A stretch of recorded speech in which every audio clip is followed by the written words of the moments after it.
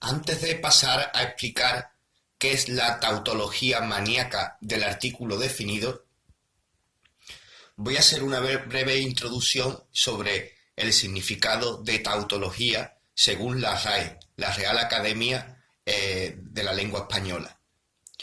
Y dice así, dice la primera acepción de tautología según la RAE: acumulación reiterativa de un significado ya aportado desde el primer término de una enunciación, como en persona humana. Acumulación reiterativa de un significado ya aportado desde el primer término de un enunciado o de una persona. Y la segunda acepción dice que es una repetición inútil y viciosa. Tras presentar qué es una tautología, explicaré una muy particular, la tautología maníaca del artículo definido. Los artículos definidos en la lengua española es el, la, los, la, y como son determinantes siempre van presentando a un sustantivo. La silla, la casa, el coche, los caballos y siendo un ejemplo de causa de distorsión de la lengua. ¿Qué es lo que venimos a referir? Venimos a referir que, explicando las distorsiones que estamos explicando, una que nos va a ser muy útil es esta distorsión, la distorsión llamada por mi parte, bautizada por mi parte, como la tautología maníaca del artículo definido. ¿Y qué es lo que digo? Digo que durante la distorsión de una lengua, de ir transcribiendo una a otra, o de irse convirtiendo en dialectos partiendo de la lengua madre, se ha ido repitiendo de una forma maníaca, de una forma viciosa, el artículo definido, acumulándose en el lexema varias veces. El ejemplo más claro, o con el que a mí me gusta explicarlo, es con la palabra puerto o puerta, que en el lenguaje, pese a lo que me quieran decir unos y otros, yo lo doy por port, debido a la comparación entre montones de lenguas. Llego a esa conclusión de que la palabra port es puerto en el lenguaje, en la lengua madre. Vemos de que, claro, de que sí. También me quiero pasar a explicar una cosa, de que nosotros estamos acostumbrados a tener el artículo delante del sustantivo. Por ejemplo, decir la puerta o el puerto, pero que no en todas las lenguas ha sido igual, y que en las lenguas primitivas encontramos de que la acumulación de significante, de significado, se va aportando detrás, y que siguen habiendo lenguas con este tipo de gramática. Como por ejemplo, tenemos el ejemplo más claro, el euskera, el rumano o romano,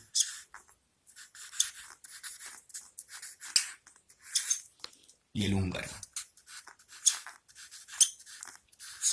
Y también os quiero decir de que, al igual de que ha habido muchos movimientos de buscar la lengua madre a través del euskera, tengo que reconocer por estudios de que los húngaros han hecho también trabajos muy similares, comparando su lengua con lenguas tan lejanas como los dialectos que se hablan en la Polinesia, viendo y llegando a afirmar estos estudiosos de Hungría de que el idioma polinesio proviene del húngaro. Pero claro, aquí hay como etnocentrismo, ¿de acuerdo? Todo el mundo quiere tirar para su casa, pero ¿qué es lo que vemos? De que yo lo que veo es de que es normal de que haya sustrato de similitudes entre el húngaro y los dialectos polinesios, pero porque ambos lo tienen con el elengoa.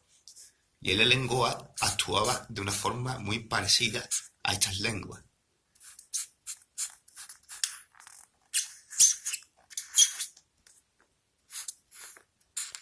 De tal manera encontramos en el idioma vasco, por ejemplo, de que el gato se dice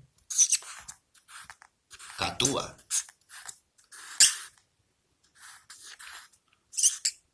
Como curioso, gato se convierte en el gato gracias a la catúa. Recuerdo, este gato bien nos va a recordar a otros gatos, ¿vale? Viendo de que la C y la G provocan distorsiones. Este gato del euskera está cerca del gato de inglés, del gato del francés, del gato en ruso y del gato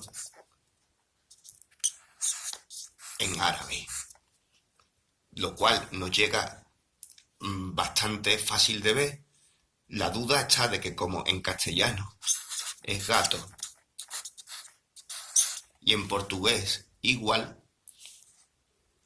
en esperanto es gato.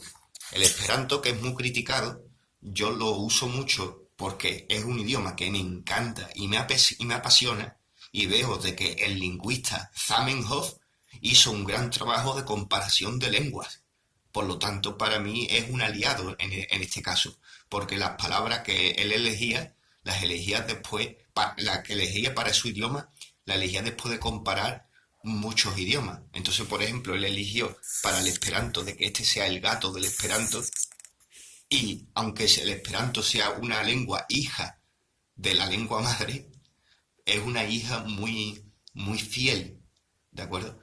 La duda que tengo yo aquí es de que si gato en Alengoa es gat o cat, siendo la palabra raíz, depende de lo que le pongamos detrás, va a tener más significado. Por ejemplo, la gatera, ¿vale?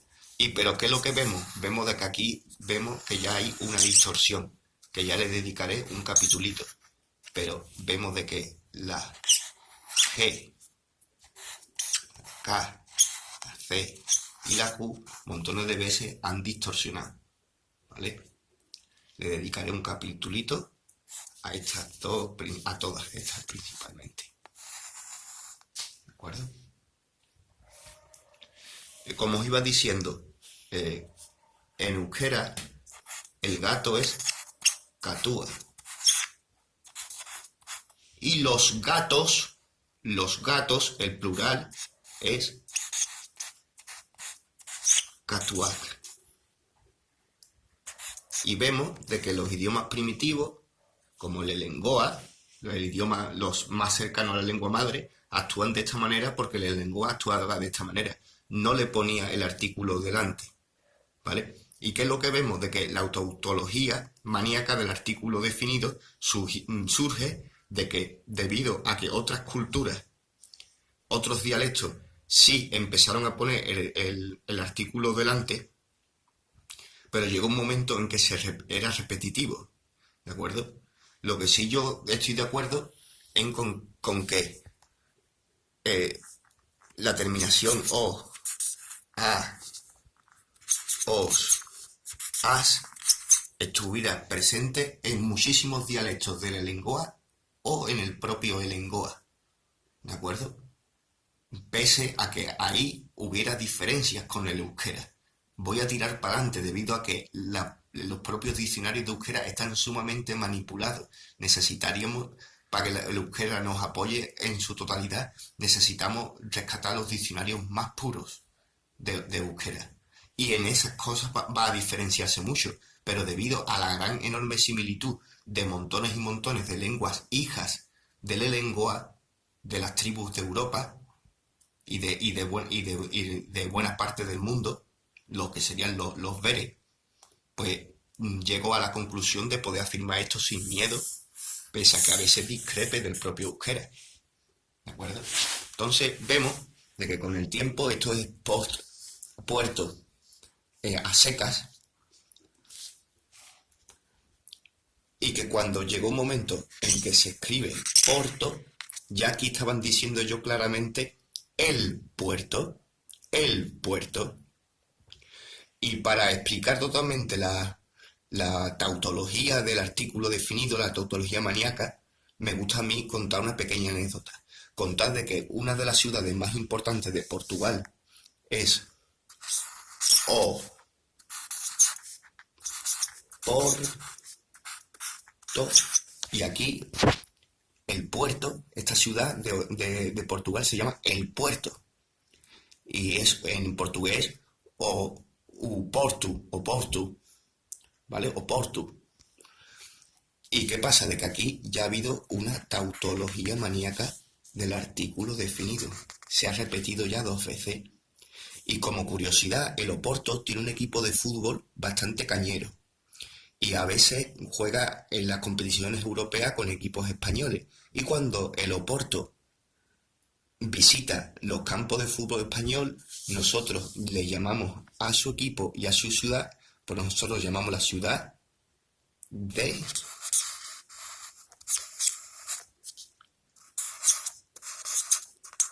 Oporto.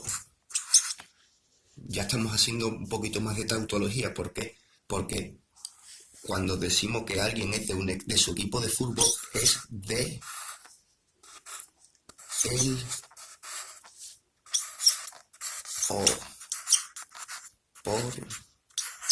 Y aquí ya se ha dado una triple tautología, una triple repetición viciosa. Ya cuando decimos totalmente el Oporto, ya ahí hemos repetido el artículo definido aquí, estaba repetido aquí y estaba repetido aquí. ¿De acuerdo? De igual manera, recordamos, por ejemplo, para recordar distorsiones que estamos viendo, recordamos de que hemos trabajado ya en uno de los vídeos de No todos los caminos van a Roma, hemos trabajado con la palabra vigo, la bahía, y vimos de que en lenguas nórdicas la bahía es Ouvir.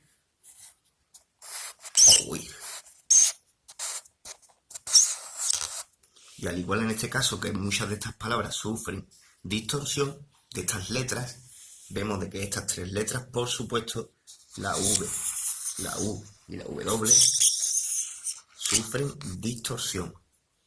¿De acuerdo? Big en el lengoa y esto en nórdico. Y recordamos la enorme similitud que tienen las runas nórdicas con el alfabeto ibérico,